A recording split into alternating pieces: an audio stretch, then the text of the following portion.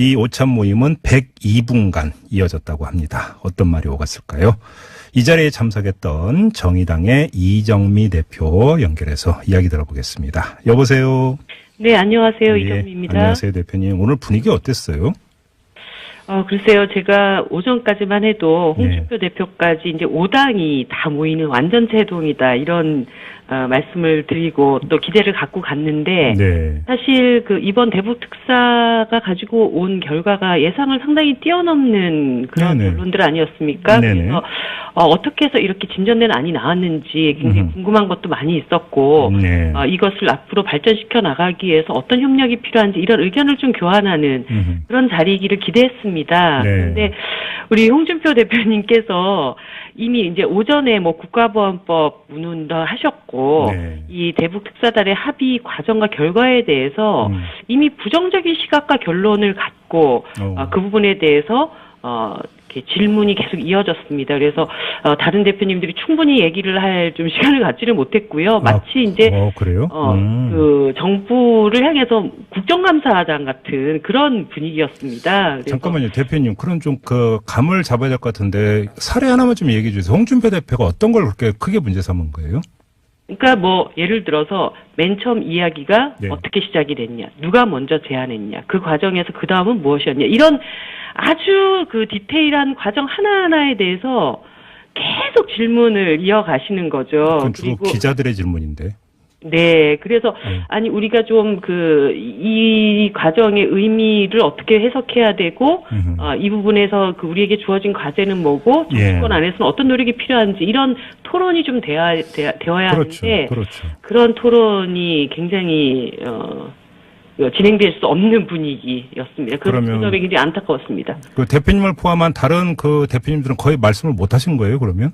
뭐 질문을 할 기회를 잡기가 굉장히 어려워서 저도 뭐 물어보고 싶은 걸 충분히 다 묻지를 못하고 네, 그래요. 분위기가 좀 그랬군요. 아무튼 그럼에도 불구하고 좀 국민들 입장에서 궁금한 게 뭐였냐면 어제 네. 이제 그 정의용 안보실장이 그러니까 저녁 8시에 브리핑은 했습니다만 이 브리핑 내용에서 조금 더 진전된 어떤 내용에 대해서 이 정당 대표들한테 설명이 있었는지 사실 이게 좀 제일 궁금했었거든요.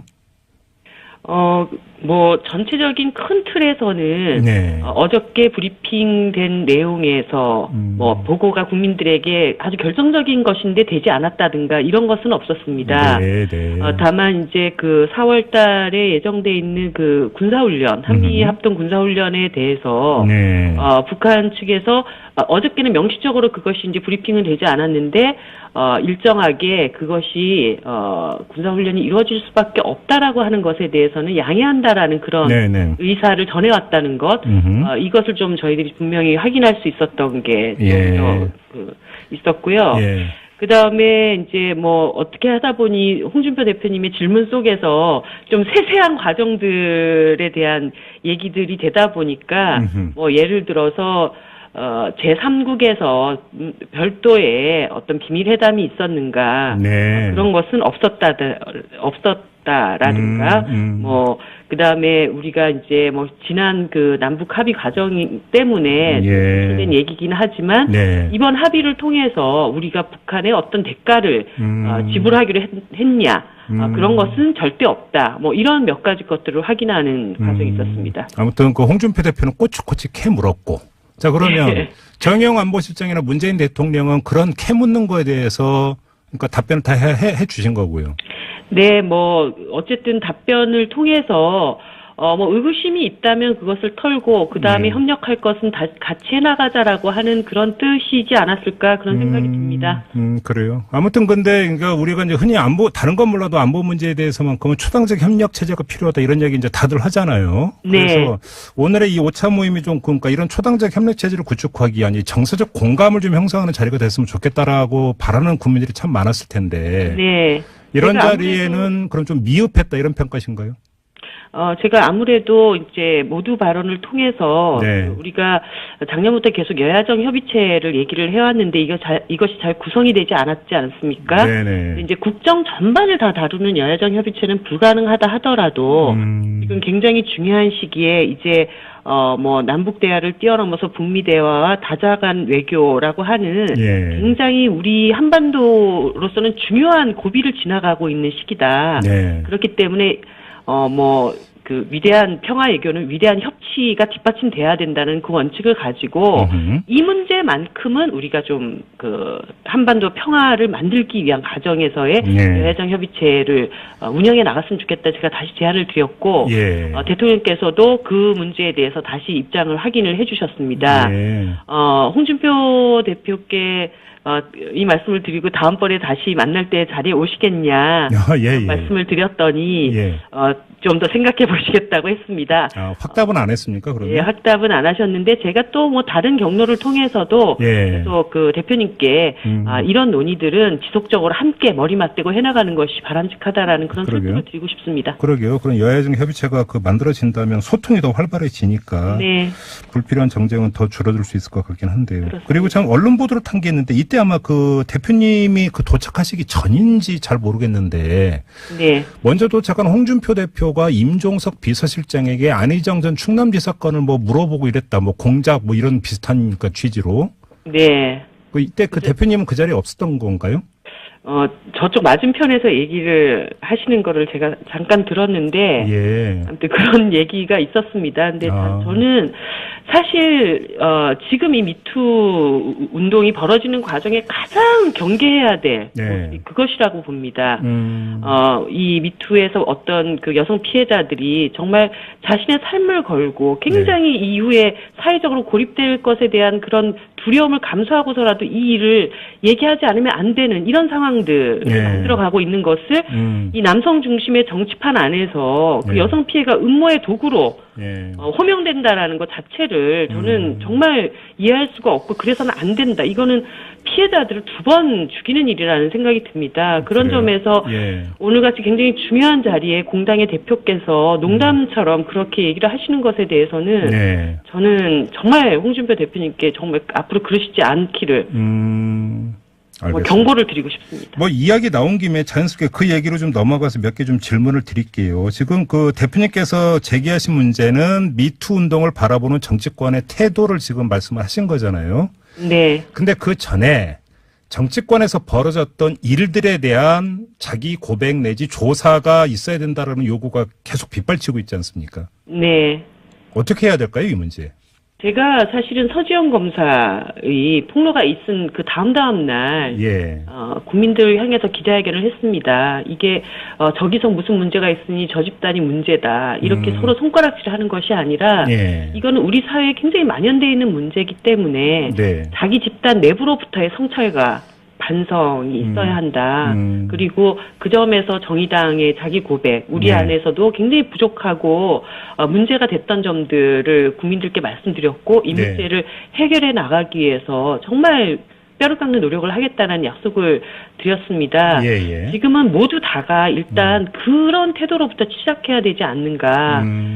이번에도 어떤 특정 정당의 유력 대선 후보가 그런 일이 있으니까 또 타당에서 봐라 그러면서 좌파 진영을 다 이런 얘기들이 오고 가는 것은 적절하지 않다 이런 생각이 듭니다. 근데 이게 그래서 그 정당 차원에서 진행될 문제라고 보세요? 아니면 국회 차원에서 진행될 문제라고 보세요? 제가 이 질문을 왜 드리냐면 예를 들어서 정의당에서 발벗고 나서서 그렇게 이제 하는데 다른 정당이 안 따라오면 여러 가지 또 문제가 거기서 파생이 되지 않겠습니까? 네. 이게 정당 전체가 좀 결의하거나 이럴 수 있는 여지가 없을까요, 대표님? 저희가 이런 문제를 먼저 제기하고 국회 차원에서 결의를 하자고 얘기를 할 수는 있지만 그 결의와 약속이라는 것이 형식적이고 지금 막 소나기 쏟아지니까 피하고 보자는 식으로 이렇게 하는 것이라고 한다면 저는 그런 약속도 국민들에게 또 상처를 주는 거라고 봅니다. 오히려 드러난 일들에 대해서 정말 철저한 기준을 가지고 엄벌에 처하고 2차 가해가 일어나지 않도록 당적인 대응을 해나가고 또 정부는 많은 피해자들이 정부 기관 어디를 가도 피해에 대한 도움을 받을 수 없었다라고 호소하고 있지 않습니까? 예, 예. 그래서 오늘 대통령님께도 뭐 고용노동부, 국가인권이 각각 맡고 있는 그 역할이 다르기 때문에 여성들이 여기저기를 쫓아다니면서 계속 자신들에 대한 피해를 수차례 얘기해야 되고 어려움을 겪고 있다. 그래서 범부처 차원에서 원스톱 시스템으로 피해자들을 구제할 수 있는, 보호할 수 있는 그런 체계를 만들어 달라고 오늘 요청을 드렸습니다. 예, 예. 그런 실질적인 조치들, 이런 것들이 필요하다고 봅니다. 알겠습니다. 뭐 대표님 연결한 김에 이 문제 안 여쭤볼 수가 없는데요. 이 그 민주평화당과의 공동 교섭단체 구성 문제 있지 않습니까? 네. 아직 당내에서 결론 안 났나요? 네, 어저께 이제 이 얘기가 시작이 됐고, 예. 뭐 중요한 것은 이 공동교섭단체라고 하는 것이 도대체 어떤 것인지에 대한 당원들의 이해도도 상당히 많이 다르고, 네네네. 그렇기 때문에 이게 단순히 원내에서의 뭐 결정사항이 될 수 없고, 당적인 논의가 필요하기 때문에, 예. 여러 과정을 통해서 당의 의견을 수렴하는 그 절차를 좀 거쳐야 합니다. 그래요? 근데 만약에 공동 교섭단체를 구성을 한다 하더라도 네. 교섭단체의 가장 큰 이유는 국회의안에 대해서 그 입장을 표명을 하고 협상 테이블을 같이 관리해 들어가는 것 아니겠습니까? 그러면 네. 가장 중요한 것은 지금 의안에 대한 어떤 그 입장 공통분모를 도출하는 것일 텐데 네. 이것이 어떤 그러면 정의당 차원에서 만약에 응한다라고 한다면 네. 이러이러한 것만은 반드시 민주평화당으로부터 약속을 받고 동의를 받아야 된다. 이런 기준점 이런 게 있나요? 그 기준점에 대해서도 지금은 그런 협상에 응해 볼 것인가 말 것인가 예. 이 논의 단계에 있습니다. 물론 뭐 제 개인적으로 만약에 진행된다면 적어도 이런 것이어야 한다라는 생각은 있긴 하지만 일단은 그 단계로 나가기 이전 단계에서의 당적 논의가 진행되고 있기 때문에 네네. 그런 이제 협상을 한번 시작해보자. 우리가 어디까지 함께 공통분모를 찾아볼 수 있을지 그런 단계 접어들면 또 그런 말씀을 드리겠습니다. 알겠습니다. 그럼 당의 결정은 언제쯤 나옵니까, 대표님? 뭐 너무 한정없이 얘기를 할 수는 없다고 보고요. 네. 지금 3월 저희가 말경에 전국위원회가 있습니다. 그래서 그것을 좀 전후해서 논의를 좀 진행해 나가지 않을까 싶습니다. 그 일각에서는 지방선거 끝날 때까지 공동 교섭단체 출범시키기엔 좀 부담이 있는 것 아니냐 이런 그 진단도 있던데요. 그런 의견도 당내에 있습니다. 뭐 당내에 다양한 의견들이 있기 때문에 의견을 수렴을 하겠습니다. 알겠습니다. 자, 말씀 여기까지 드릴게요. 고맙습니다, 대표님. 네, 감사합니다. 네, 지금까지 정의당의 이정미 대표와 함께했고요. 그러면 홍준표 대표가 문재인 대통령하고 설전도 펼쳤다 이러던데 실제로 막 그럼 그랬습니까? 아니 설전이라기보다는요. 워낙 그 시각이 다르니까. 예. 거기에 대해서 이제 뭐 홍준표 대표가 이런 이제 문제를 제기를 하고 거기에 대해서 이제 정의용 실장은 어떤 그 북한 방문한 팩트를 얘기하고 이제 문재인 대통령께서는 또 이제 거기에 대한 어떤 설명과 이런 부분을 얘기를 했고요. 그랬던 것 같습니다. 가장 크게 문제 제기한 게 뭡니까, 홍준표 대표가? 이제 아무래도 그 북한에 그게 진정성이 있느냐 이런 거죠. 그래서 과거 예를 봐도 약속을 해놓고 지키지 않았고 이번에도 뭔가 남북 대화, 북미 대화 한다고 하면서 결국은 시간 벌기 아니냐. 그래서 결국 그 시간에 핵을 완성하는 게 아니냐. 이런 근본적인 그런 우려. 이런 시각을 좀 가지고 있었어요. 그런 우려 제기에 대해서 대통령의 답변은 어떤 거였습니까?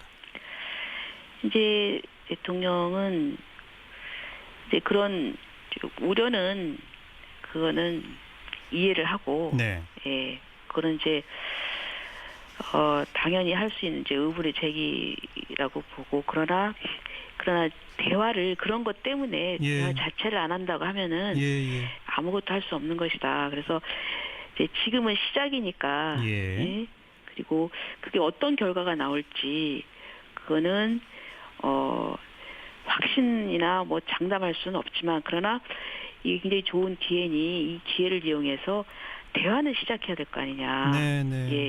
어렵게 이 대화의 물꼬를 텄고 이제 그런 취지로 말씀을 하셨어요. 네. 민주평화당 우리 조배숙 대표께서는 누구 편을 드셨습니까? 저희는 이 전체적인 우리 국가의 운명을 볼 때 이 평화를 유지해야 되지 않겠습니까? 예. 그런 만큼 저는 이 대화의 기회가 저는 굉장히 좋은 기회라고 생각합니다. 예. 그래서 이런 기회조차도 이런 대화의 기회조차도 지난 보수 정권 10년간에는 없었지 않았습니까? 그렇죠. 그래서 저는 이 대화의 기회를 만드는 거, 이 부분에 대해서는 저는 문재인 정부에 대해서 이 노력과 이 부분에 대해서는 저는 평가하고 싶다 이렇게 얘기를 했습니다. 네. 아마 추미애 대표 또 이정미 대표 이 세 여성 당 대표분들은 다 남북 대화에 긍정적이셨을 것 같고 홍준표 대표랑 유승민 대표 두 남성 당 대표들이 좀 문제 제기를 하고 이랬었겠군요, 분위기가. 우연히 또 그렇게 됐네요. 글쎄 말이죠. 네. 그런데 4월 말 정상회담 이게 뭐 지방선거랑 연결돼서 그런 정치적 설전도 좀 있었습니까? 네, 이제 당연히 이제 6.13 지방선거인데 4월 말이면 아무래도 이게 선거에 영향을 줄 수 있지 않느냐. 과거에 김대중 대통령께서는 남북 정상회담을 발표는 미리 하고 이 총선 이후에 그 6월 달에 정상회담을 했으니 이건 좀 너무 선거 직전에 하는 것은 좀 문제가 있다 이렇게 문제 제기를 했는데 그런데 이제 저희가